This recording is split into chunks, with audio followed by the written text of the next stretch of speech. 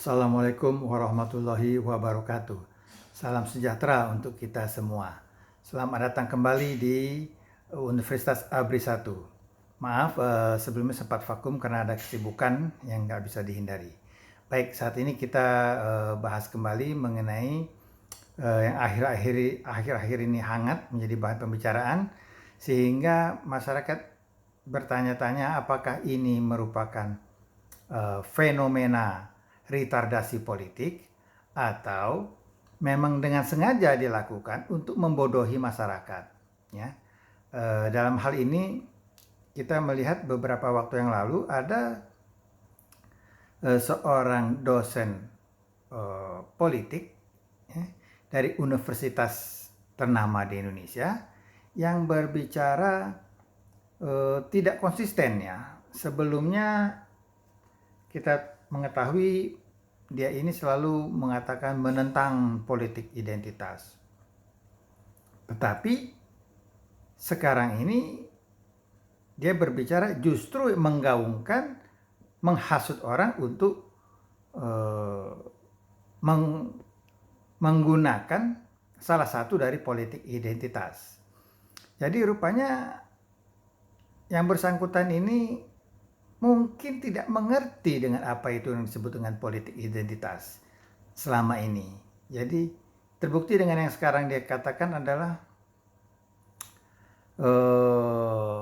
agar agama tertentu kompak. Karena kalau agama tertentu tersebut kompak, maka Anies akan kalah. Tapi kalau agama tertentu tersebut tidak kompak, terpecah belah, maka Anies akan menang. Ini kan selain memecah belah masyarakat, juga menunjukkan pengertian dari yang bersangkutan ini, politik identitas itu hanyalah identik dengan agama.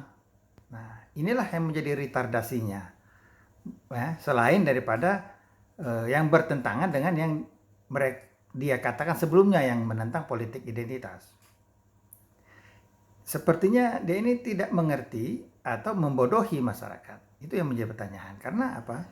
Karena politik identitas itu luas artinya, bukan hanya terkait agama saja, tapi terkait kepada hal yang lebih luas yang berhubungan dengan identitas. Seperti kita lihat di dalam ID card. Nah, ID card ini kan artinya kan adalah kartu identity card. Ya, itu kan artinya kan adalah kartu identitas, atau kita juga disebut sebagai KTP. Nah, di situ kan ada jelas, ada nama keluarga, ada tempat tanggal lahir, memang ada agama, ya. Nah, itu semua adalah identitas. Jadi kalau menentang politik identitas, berarti sama saja menentang kepada partai politik atau orang-orang yang selama ini sampai saat ini menggunakan nama keluarganya, ya kan? Nah, padahal ada parpol yang berhasil menang itu karena selalu menjunjung menggunakan nama identitas keluarganya. Begitu juga caleg-caleg.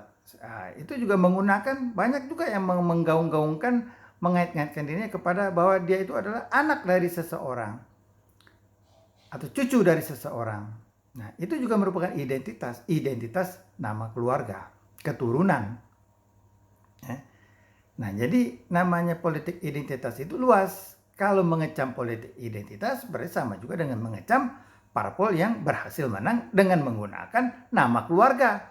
Itu namanya menggunakan politik identitas. Jadi politik identitas itu bukan hanya sempit dalam artikan agama, ya, tapi lebih luas, yaitu suku, ya, ras, keturunan, golongan, keluarga, itu semua identitas. Jadi kalau mau konsekuen, tidak boleh menggunakan politik identitas, berarti semuanya juga tidak boleh menggunakan nama keluarga, ya, itu. Nah, jadi kalau yang dia masukkan agama, ya berarti bukan politik identitas, tapi politik agama. Nah, di sini yang sangat kita sayangkan, ini memecah belah masyarakat dengan menggunakan agama, dengan melarang, menggiring, mempengaruhi agama tertentu agar kompak, sehingga orang yang beragama tertentu itu nanti tidak akan memilih Anies, sehingga Anies akan kalah.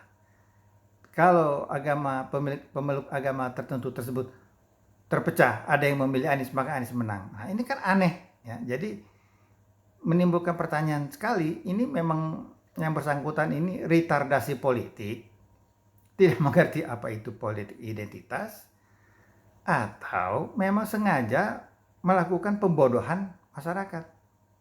Ya. Nah, ini masyarakat harus waspada, harus cerdas sekarang, jangan lagi mau dihasut, dipecah belah oleh orang-orang yang tidak bertanggung jawab seperti ini. Ya. Jadi jangan lagi mau ya dipengaruhi, diprovokasi ya, dengan kata-kata orang yang memecah belah seperti ini. Baik, saya rasa sampai saat ini dulu untuk saat ini. Wassalamualaikum warahmatullahi wabarakatuh.